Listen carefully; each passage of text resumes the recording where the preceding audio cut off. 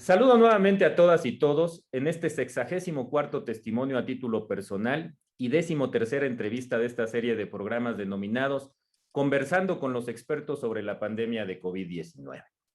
Hoy tenemos el gusto de conversar con el doctor Germán Fajardo Doche, director de la Facultad de Medicina de la UNAM, quien tiene antecedentes curriculares, ya lo verán, muy importantes, no solo en su formación académica, sino también en su actuar en la docencia y en la administración pública. Primero destacar que es médico cirujano, especialista en otorrinolaringología, maestro en alta dirección y además de ser miembro del Sistema Nacional de Investigadores Nivel 1. Su interés por la formación de recursos humanos y la docencia los ha podido desempeñar en diferentes lugares, en la Escuela Nacional de Enfermería y Obstetricia, en la misma Facultad de Medicina de la UNAM, de la cual hoy, por cierto, es director ya en un segundo periodo.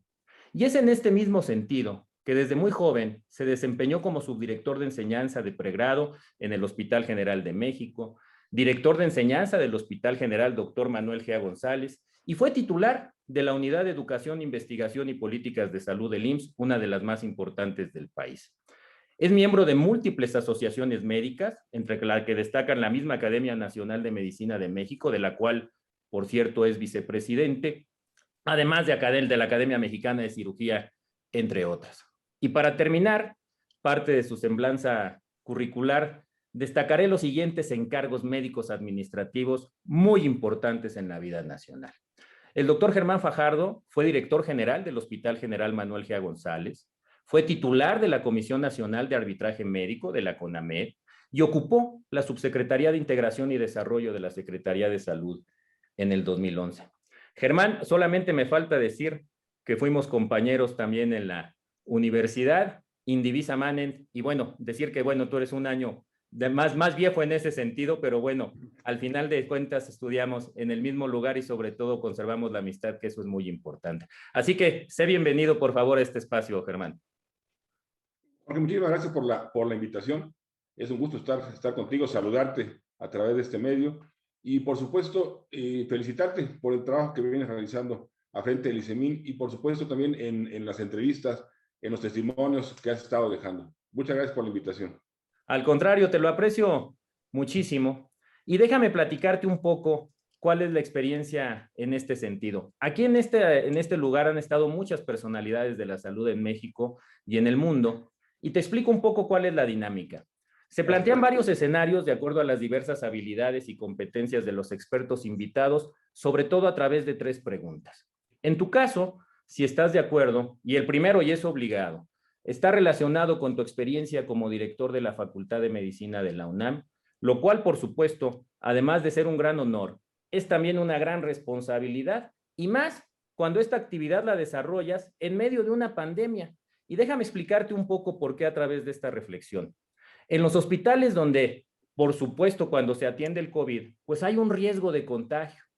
Y eso es difícil para los estudiantes que están ya sean de pregrado o de posgrado. Pero también, dicho por ellos, pues no se quieren perder la oportunidad de estar en esta experiencia mundial que sin duda los va a marcar en su ejercicio profesional y sobre todo el poder desarrollar con sus habilidades, con sus competencias y también, ¿por qué no decirlo?, atender ese llamado que es la vocación que tenemos los médicos y el personal de salud.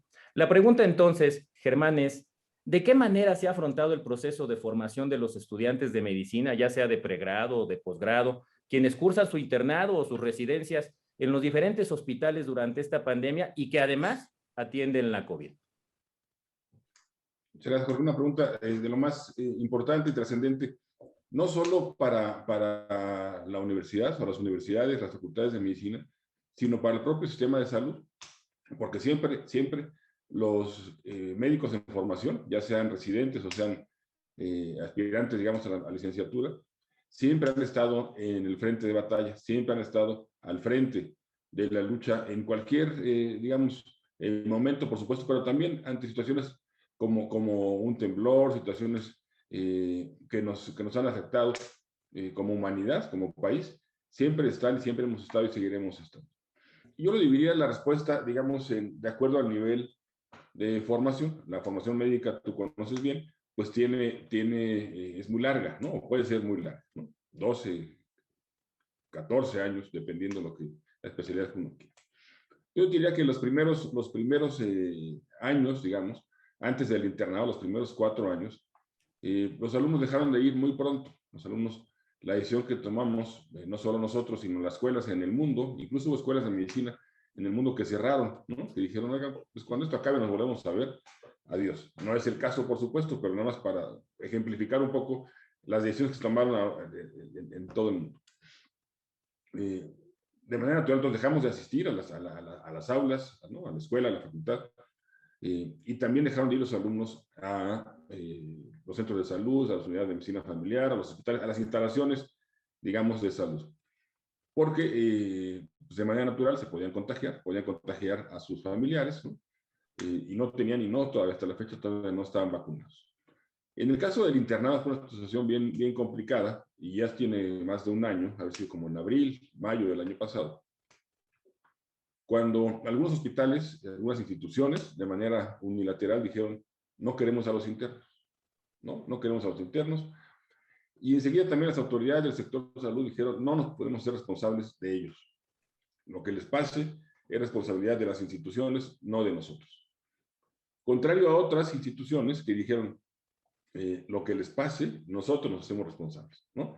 Entonces la autoridad federal dijo, yo aquí tengo mucho que hacer, ahí nos quedaba eso, con los internos, háganse bolas.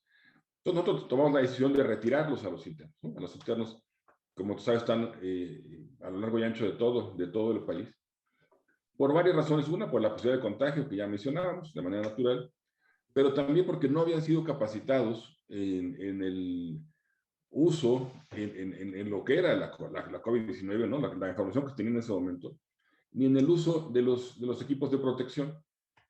Entonces nosotros los retiramos, pero no solo los retiramos a su casa, ¿no?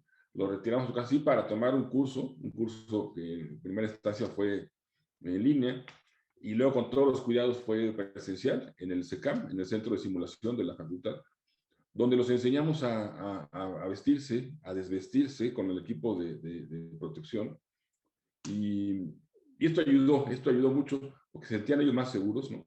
Y teníamos la posibilidad que eventualmente de regresar a las instituciones. Y así sucedió.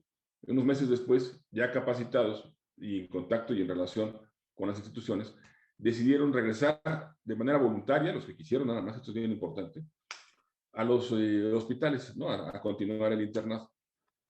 A hospitales no COVID, es difícil decir un hospital COVID, un hospital no COVID, pero bueno, había hospitales que atendían, particularmente hospitales, pacientes con esta patología, y otros que no. Entonces regresaron a hospitales que en principio no atendían pacientes COVID. Y así, digamos, salieron adelante y continuó el internado médico, se acabó el año y empezaron los otros en la nueva generación, ya capacitados con esas características que hemos mencionado. Continuando, digamos, con la escala, con el desarrollo de los alumnos, pasan al servicio social. E igualmente en el servicio social, aunque muchos de ellos se encuentran en áreas alejadas, hay otros que no. Hay muchos que se encuentran en programas de vinculación, en programas de investigación, en programas universitarios. Entonces, dependiendo de dónde se encontraban, en qué situación, a los que estaban lejos les conseguimos un grupo importante de kit de protección, ¿no? De todo, ¿no? De guantes, de cubrebocas, de careta, de batas, por cientos, para que pudieran realizar su trabajo. Otra vez en comunidades pues, alejadas, ¿no? Donde no necesariamente el virus tiene una presencia, pero ellos tenían que cuidarse ellos y cuidar a su comunidad, por supuesto. Y la verdad que aquí hemos tenido hasta la fecha muy buen desarrollo del servicio social. Las autoridades institucionales, digamos, de todas las áreas de los gobiernos estatales se han portado muy bien y han comprendido y han ayudado a que esto suceda de manera correcta. Y entramos a las residencias, ¿no? A las residencias, las cuales es así, al igual que el servicio social, nunca paró, ¿no? Las residencias médicas nunca pararon, y los residentes siempre han estado al pie de la batalla. Y aquí hicimos un programa junto con la Fundación UNAM y la propia universidad y la Facultad de Medicina. Hicimos un programa que se llamó se llama todavía Dona un Kit, Protege a un Residente, donde se juntaron alrededor de, hemos entregado más de 800,000 kits de protección, ¿no?, para los médicos residentes, no solo residentes de la UNAM, esto es bien importante señalar, residentes de todo el país, yo diría de todos los estados. Hemos mandado kits de protección que ahorita nuevamente hay, ¿no?, y las instituciones tienen, pero hubo un momento que era bien complicado, ¿no? Hubo un momento hace como un año, ¿no?, que era bien complicado tener las mascarillas, las N95, y proteger a los residentes. Entonces esto se pudo gracias al apoyo de muchísimas personas que de manera voluntaria participaron y donaron para conseguir esos 800,000 kits. Entonces esto ha sido, digamos, de manera muy sencilla, ¿no?, de manera muy breve, cómo ha sido la participación. Otro tema, digamos, que va de la mano aquí está muy bien, ¿no? ¿Y qué con la parte académica, ¿no? ¿Qué ha pasado con la parte académica? Donde las residencias, algunas se han visto suspendidas, ¿no? Algunas se han pausado en algunos casos, o se pausaron, ahora menos, porque se atendían los residentes, independientemente de las especialidades que estén cultivando, que estén realizando, pues atender a pacientes COVID. Se hizo una evaluación de parte de la facultad, de parte de la División de Estudios de Posgrado, incluso hubo una petición de algunas sedes de alargar los cursos, ¿no?, que se alargaran 6 meses más. La autoridad no estuvo de acuerdo, y luego de esta evaluación que hicimos, nos dimos cuenta que sí había varios casos, pero no era el común denominador, ¿no? Sí, algunos oftalmólogos, estoy inventando, o otorrinolaringólogos, por ejemplo, de hospitales como el GEA, justamente, que son pocos, y el hospital se convirtió en COVID, entonces pues estaban atendiendo, digamos, ¿no? Pero otros cursos de oftalmología o de otorrinolaringología pues siguieron haciendo sus labores cotidianas, digamos, con todos los cuidados. Entonces era muy difícil generalizar, ¿no?, porque no eran todos los cursos de oftalmo, de otorrino o de derma, o los que tú quieras, ¿no?, si no eran algunos. Y con esos, de manera particular, se hicieron algunas cuestiones remediales al interior de cada uno de los hospitales. Yo aprovecho aquí para reconocer a todos los residentes, a todos los internos, a todos los que han participado, donde además de formarse, por supuesto, en las especialidades que ellos quieren, han entregado gran parte de su vida, ¿no?, de su esfuerzo, de educación, su empeño, su capacidad, en beneficio de la población de nuestro país. Y fíjate que esta parte última que dices, yo la quiero resaltar porque dicho por el director de la Facultad de Medicina de la UNAM tiene además un doble sentido. Primero, por el compartir como médico la experiencia, pero además reconocerles. Y déjame decirte ahí que reconocerle también a la Universidad Nacional Autónoma de México, a ti, por supuesto, como su director, porque creo que ha sido un trabajo espléndido el que se ha realizado con los compañeros. Y además los residentes creo que han podido seguir con sus habilidades y con sus competencias. Y por qué no decirlo, en muchos casos han sido la diferencia, inclusive, Germán, en la atención en los hospitales, porque le han echado los muchachos verdaderamente muchísimas ganas en todos los sentidos, y la verdad es que merecen un enorme reconocimiento. Y déjame pasar entonces con este antecedente a la segunda pregunta, y que tiene que ver con el segundo escenario, sobre todo de característica en tu vida profesional, y me refiero a cuando fuiste titular en su momento de la CONAMED. Si bien el ejercicio de la medicina es difícil en circunstancias normales, pues por supuesto es más difícil en circunstancias de estado de emergencia. ¿Y por qué? Porque involucra muchos criterios de aplicación diferentes, tan solo diferentes en la oportunidad, inclusive en la prelación, en la oferta de servicios, en el mismo uso de los tratamientos, muchos en estado de emergencia, los usos de dispositivos, equipos médicos, lo vemos con las vacunas, que todas en México y en el mundo tienen su autorización, pero insisto, en uso de emergencia. Y también esto implica que en una situación como lo es la pandemia, se dejan de atender de manera prioritaria, y así está definido por los mismos TRASH, pues las enfermedades no COVID. Y ahí no solamente por la capacidad de las instituciones, sino también a veces por el propio miedo del paciente para acudir a los hospitales. Es en este sentido, Germán, que te hago esta pregunta. ¿Cuál es la importancia de las agencias de arbitraje de arbitraje médico en México y en el mundo, sobre todo cuando se pudiera cuestionar las prácticas del personal de salud, y no es una pregunta fácil, porque obviamente las situaciones son complicadas en una pandemia. ¿Cuál sería ahí tu reflexión? Gracias, Jorge. Mira, primero yo me remontaría un poco a cuál es el origen de la comisión, ¿no? Y recordaría que siendo secretario, el doctor de la Fuente, y su secretario, el doctor Narro,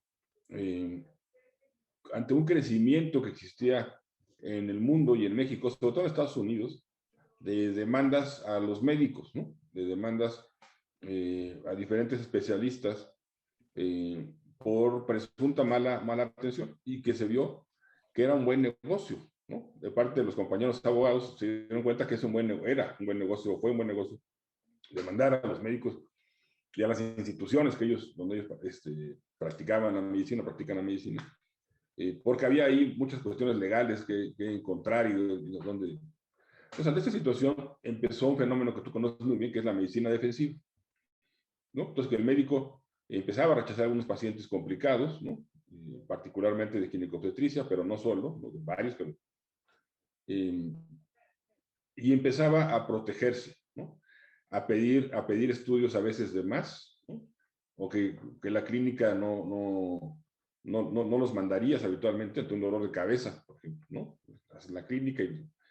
Entonces, mejor le voy a tomar una tomografía, o le solicito una tomografía, por poner un ejemplo muy burdo, porque así entonces me cubro, y si de casualidad este dolor se debe a algún problema vascular, alguna neoplasia, alguna situación de otro tipo, pues ya me cubrí, ¿no? Entonces, para evitar todo esto, ¿no? Se pensó, se diseñó, se creó la Comisión Nacional de Arbitraje Médico, ¿no? Cuyo primer titular fue el doctor Fernández Varela, ¿no? Héctor Fernández Varela, que hoy dirige los servicios médicos de la universidad, por cierto. Un gran mexicano, un gran funcionario. Y entonces la CONAMED viene a cubrir un espacio donde lo que se busca es que la gente no vaya a los tribunales, que la gente se acerque a estas instituciones de amigable composición, donde se pueden dirimir los casos con profesionalismo, ¿no? Con profesionalismo y con técnica, ¿no? Siempre fue así. En el tiempo que me tocó a mí dirigir la comisión, habían creo que 27 comisiones estatales, faltaron algunos estados, pero lo que intentamos fue, por supuesto, componer en amigable composición, pues, los conflictos médicos, ayudar también a los procuradores de justicia en ese sentido, ¿no? De dar una opinión técnica en los casos que ellos investigaban de manera natural, pero también aprender de los errores, ¿no?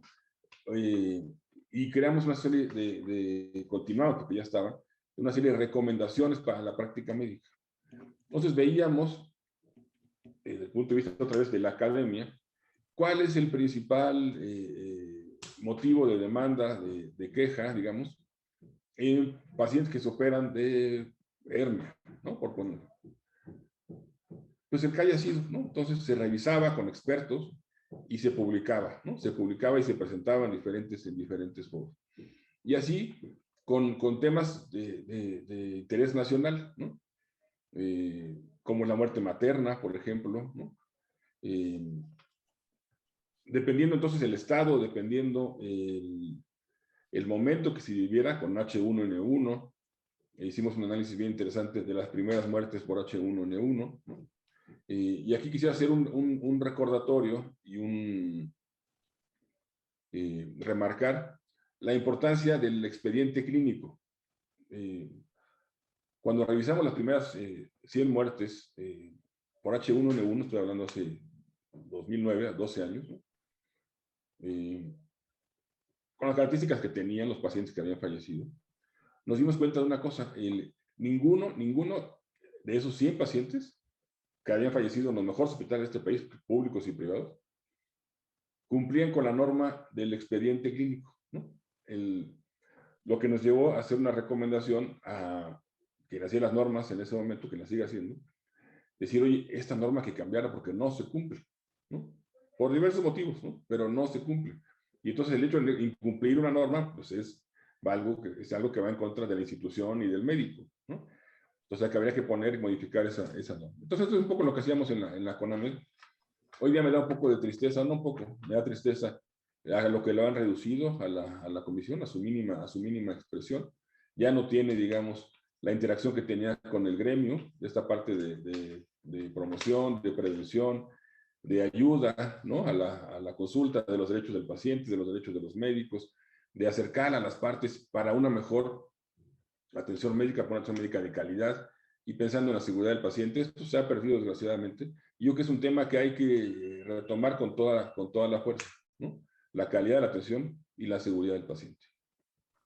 Y seguramente esta pandemia va a dar este origen para que se le vuelva a dar esta visibilidad, y coincido contigo en la importancia que tiene este organismo, no solamente para ser la voz del usuario, de los pacientes, sino también para ser la voz de los mismos facultativos y del personal de salud, y en un ánimo, como tú dices, de conveniencia, pero también de mucha seriedad, pues poder dirimir cuando en algún caso hay controversias. Yo creo que vale muchísimo, muchísimo la pena, y muchas gracias por el comentario. Y déjame pasar a la última pregunta, y lo hablábamos un poco antes de la entrevista, de por lo menos iniciar la cámara.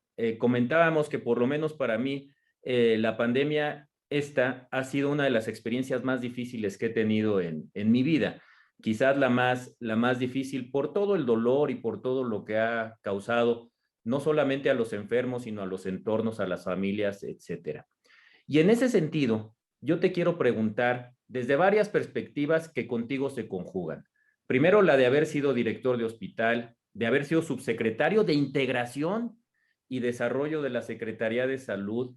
Por supuesto, tu experiencia como académico, como investigador, ahora como formador de recursos humanos en la principal universidad de este país, y también, ¿por qué no?, en la parte pues cotidiana como padre de familia y como ser humano habitual. La pregunta es, Germán, ¿qué ha significado esta pandemia para ti? ¿Y cuál es tu reflexión de lo que todavía falta? Ahora, por ejemplo, con los retos de las variantes, la variante Delta, de preocupación, y sobre todo con este incremento que estamos viviendo en este momento. ¿Cuál sería tu reflexión, Germán? Bueno, es una pregunta de la mayor trascendencia, ¿no? Es una pregunta bien compleja en su elaboración y en sus respuestas, ¿no? Yo te diría que son varias, son múltiples, y probablemente se pudieran reducir en el aprendizaje, ¿no? Es algo que en un principio pensamos que se iba a desarrollar de una manera, ¿no? Y ha ido cambiando, y no solo ha ido cambiando, sino ha permanecido, ¿no? Y han pasado, pues ya no sé cuántos meses, ¿no? 18 meses desde su origen, ¿no? Y no tenemos un tratamiento, ¿no? Sí, hay muchos tratamientos que ayudan a que sea menos grave, por supuesto, ¿no? Dependiendo del estadio del paciente, ¿no? Pero no tenemos, a pesar de los esfuerzos internacionales múltiples que se han hecho y que se vienen realizando, todavía no tenemos un tratamiento. Llegó primero la vacuna, ¿no? La gente hablaba que primero llegaría algún tratamiento, y eso todavía no sucede, digamos, ¿no? Y se sigue con mucha esperanza, pero todavía no tenemos nada, ningún antirretroviral, digamos, de ningún tipo, ¿no? Ni hospitalario, ni para la gente. Entonces, eso sería una primera reflexión, que seguimos con mucha expectativa y seguimos sin tratamiento. Y decía yo del aprendizaje y la colaboración. Creo que en pocos momentos de la humanidad se ha colaborado tanto científicamente como este, ¿no? En muchas ocasiones los grupos, ¿no? Grupos científicos, pues quieren llegar antes, ¿no? Al descubrimiento, no quieren llegar antes a la difusión del conocimiento, quieren llegar antes a la publicación, ¿no? Y ahora se comparte, ¿no? Ahora se comparte lo que sucede en un lado con el otro. Esto se ha abierto, ¿no? Y creo que esto ha sido muy bueno, compartir la información desde el punto de vista técnico, científico, para la mejora de los pacientes. Esto también, y esta velocidad con la que ahora se comparte, y estos ciclos, digamos, que se han alterado, como los de las vacunas, pues también se alteraron los de las publicaciones, ¿no? Y hemos tenido, desgraciadamente, también publicaciones que pasan los días, las semanas, y alguien dice, oye, pues esto no está bien, ¿eh? ¿no? Esto que habitualmente tenía un proceso mucho más lento, ¿no? Más cuidadoso, digamos, por esos motivos. Pero entonces, bueno, entonces la colaboración creo que es una de las cosas más importantes. Otra es, yo destacaría también la solidaridad como humanidad, digamos, y como país, por supuesto, ¿no? Creo que es algo que hay que destacar. Y otra también que es que no estábamos preparados, nadie, ¿no? Pero probablemente nosotros menos para una situación de estas, en una transformación del sistema de salud que no acabamos de entender, ¿no? Hacia dónde va, exactamente qué es lo que quieren, y cómo lo quieren y con qué recursos. Sabemos que el presupuesto se ha disminuido, ¿no? De manera dramática, debe ser algo así como 100,000 millones de pesos ahora, ¿no? Cuando hace algunos años era 50% más, ¿no? 150,000 millones de pesos. Y en ese esquema de modificación, de reducción, nos toca la pandemia. Y entonces empieza a haber una serie de faltantes de todo tipo, ¿no? Faltantes o sea, de desabasto, que lo vemos todos los días, desgraciadamente. No solo de medicamentos, digamos, ¿no? Sino de insumos también para la salud. Entonces esto ha sido bien complicado, ¿no? Aumentado a todo lo que ya hemos vivido. Yo destacaría también en esta pandemia, en nuestro país en particular, la participación privada en el manejo de la pandemia. Y hay muchos esfuerzos a nivel nacional, muchos, ¿no?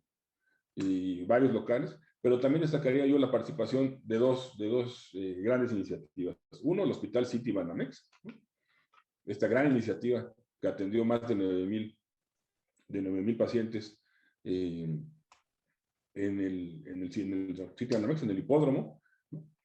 Con el financiamiento de la Fundación SLIM y el liderazgo de la Fundación CIE, ¿no?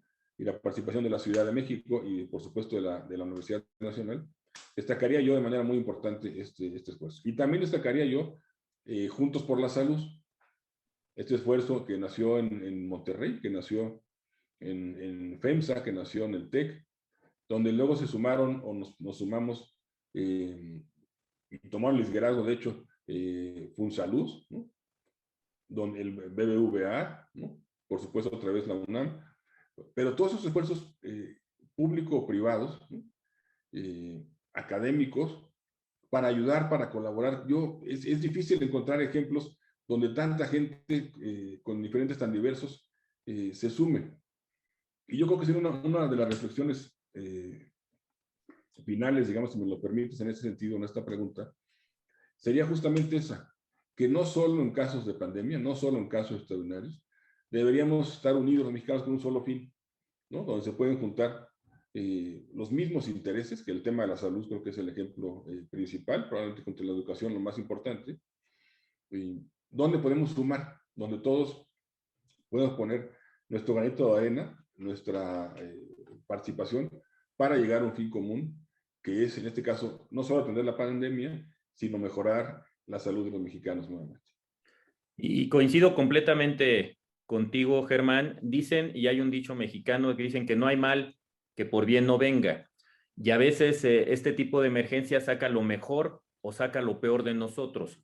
Y creo que en este sentido, esta reflexión que haces del aprendizaje, de la solidaridad, de la colaboración, de la misma participación privada y la participación de todos que como ejemplo se vio en este Hospital City Banamex en el esfuerzo de Juntos por la Salud, dan ejemplo de lo que acabas de mencionar muy bien. Pues yo para terminar quiero agradecerte mucho, Germán, tu presencia en este espacio, agradecerte esta manera que tienes de transmitir el conocimiento, de hacerlo con esta gran bonomía y con esta gran claridad. Y solamente para despedir el programa, preguntarte si quisieras agregar algo más.